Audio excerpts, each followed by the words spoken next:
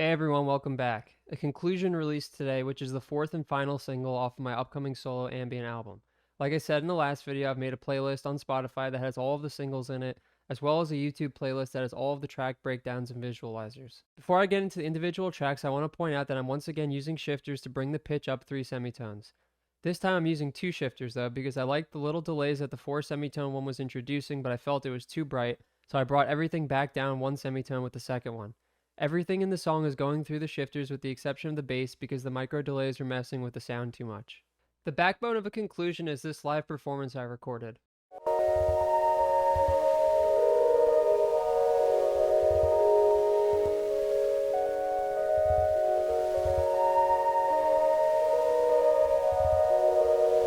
The recording plays through the length of the track and is made up of Coco Quantas, Plum Butter, Norns, and OP1.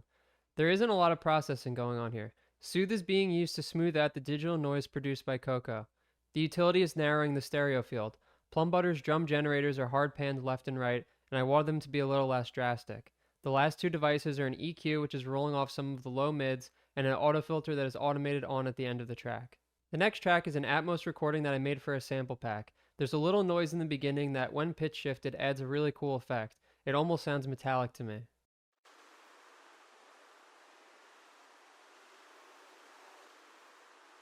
After that, we have a pad. It's pretty basic, but with how much is going on in the performance, I didn't want to overwhelm the listener.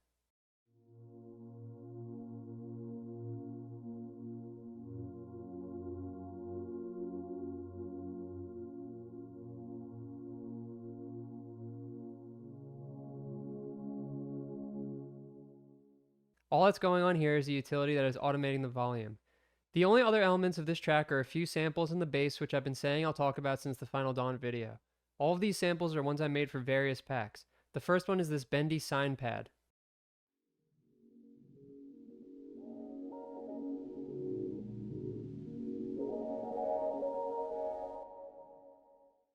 The only processing here is a Valhalla reverb.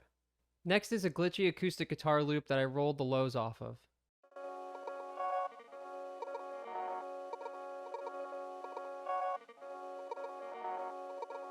It's barely noticeable in the song, but I think it's an interesting texture. After that, I have this recording, which I think was OP1 into barcode, that I'm using as a transition effect. There's an EQ on it, as well as a stock Ableton echo and Valhalla reverb.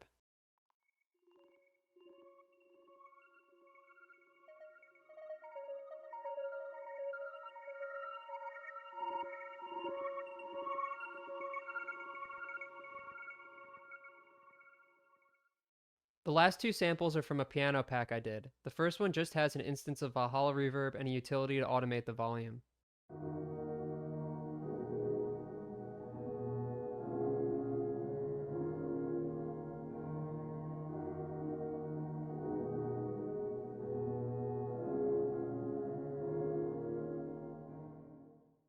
The second one is using the texture warp mode technique I mentioned in the last video. On this track, I'm using Ableton's echo and then an auto filter, which is automated to close as the track ends.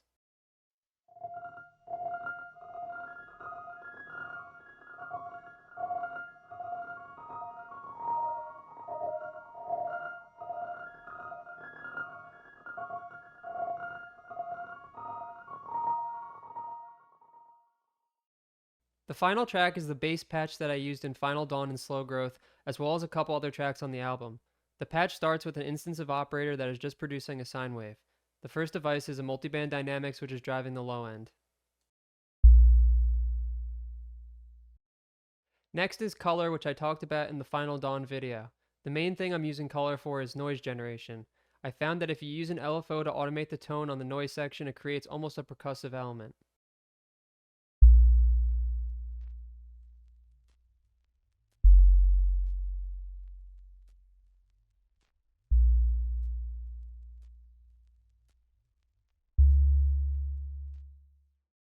After color comes an instance of redux that is mainly being used to lower the bit depth.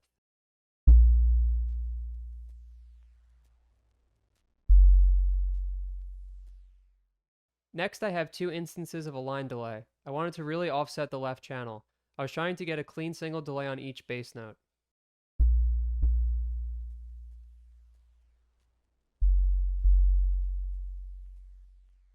The timing was right, but I didn't like how wide it was, so I added a utility at the end to force everything to mono and also automate the volume.